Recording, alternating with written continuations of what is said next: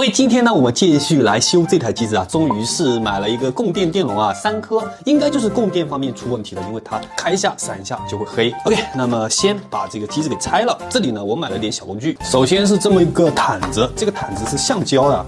就是咱们螺丝拆下来之后啊，不知道放哪儿，就放这些格子里啊，或者是带这些1、2、3、4数字的格子里，这样子的话就不会说，哎，我机子拆了之后不知道怎么装回去，这个螺丝顺序或者弄丢，或者是不对啊，这种情况可以有效的去缓解一下。另外还买了一个电动的小米的螺丝刀，我用了一下，感觉有点奇怪啊，像这种老设备，我们来试试看，可能都有点不太合适。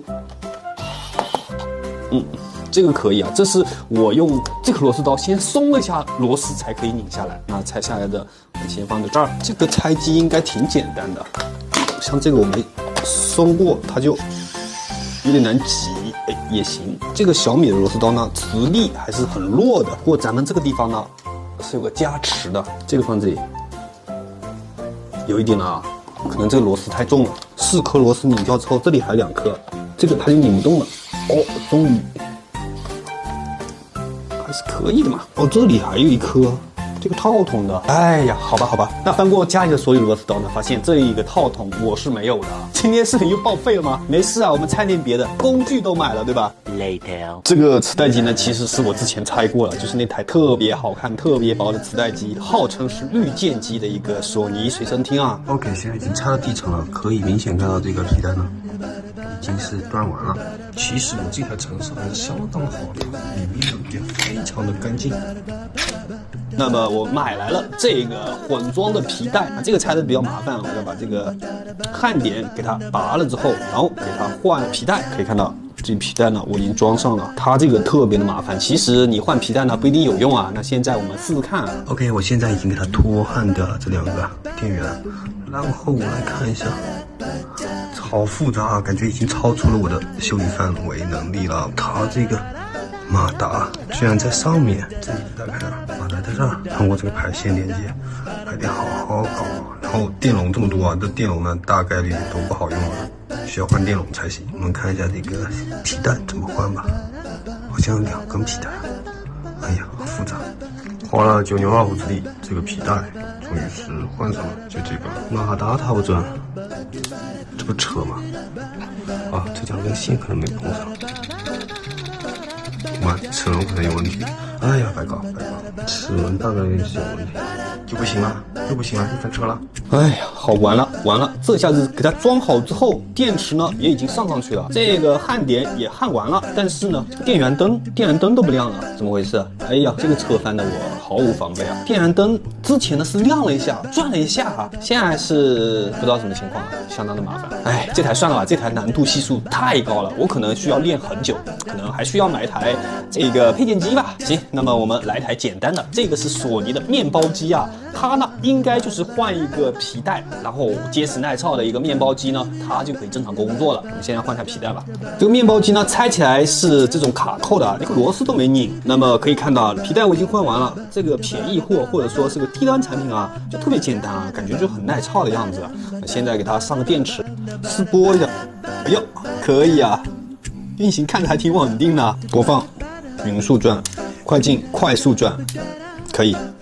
上机，这样子放，应该就可以了吧？看一下它能不能转啊？哎，你看，正常转了，要放平才行啊。如果不放平的话，就转得不稳。来试下这个磁带播放的效果吧。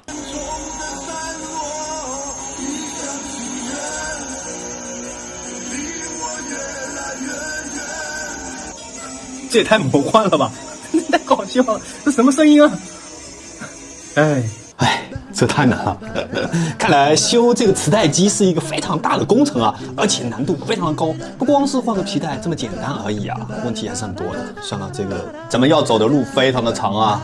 另外呢，就是这两台啊，其实不是一个磁带播放器，而是一个录音的一个设备啊，专门只能录音。哎，算了，这2个就不搞了。这台呢非常酷炫，非常喜欢。给大家最后看一眼，只能录单声道的这么一个小东西。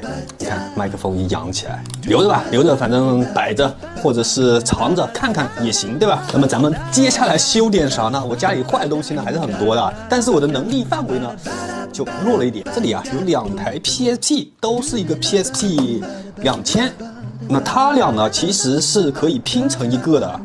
我现在给大家演示一下，这台它是好的，只是呢这个屏幕是有问题的。你看屏幕是这个样子的，但是按键呢是有声音的。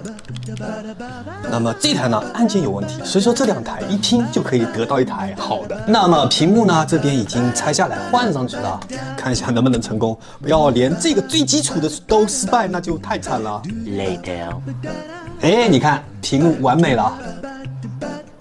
Oh my god， 可以啊，应该是没问题了，终于成功了一个了呀！这个其实是最简单的一个维修，拆了东墙补西墙啊。那么如果在拆机过程中碰到不会拆的，只需要上网百度一下，基本上呢都能够找到详细的步骤，按着步骤一个个做就可以了。那么现在我们把它重新组装起来。Later， 好家伙，就拆机也就花10分钟，擦这个破屏幕擦了3分钟都没擦干净。我用的可是100多块钱的苹果擦屏幕啊，怎么都擦不干净。哎呀，好花啊，特别的花。有没有小妙招？可以评论或者弹幕告诉我，是不是不能用这纸巾啊？算了，直接装起来了。你看我这些按键呢，现在已经都是一个好用的状态啦。那么屏幕也是 OK 的 ，PSP 2000呢还是不错的啊，手感很不错。那这台呢就只有一个主板好的，这个外壳呢也是垃圾成色。那到时候呢，有屏幕的话，也可以给它换一个，或者整个都给它换掉。那么今天的视频呢，就是这样了，好像啥都没拍啊，但是我已经忙活了1下午了哈，现在都已经7点过了，饭都没有吃。哎，以后呢，咱们的维修水平高了之后，我会经常拍维修的视频的，不要像今天这样子翻车了。这些工具啊，个人感觉还是有一定帮助的。如果你对维修或者是自己折腾这些小玩意儿感兴趣的话，可以去试试看啊。OK， 那么就这样吧。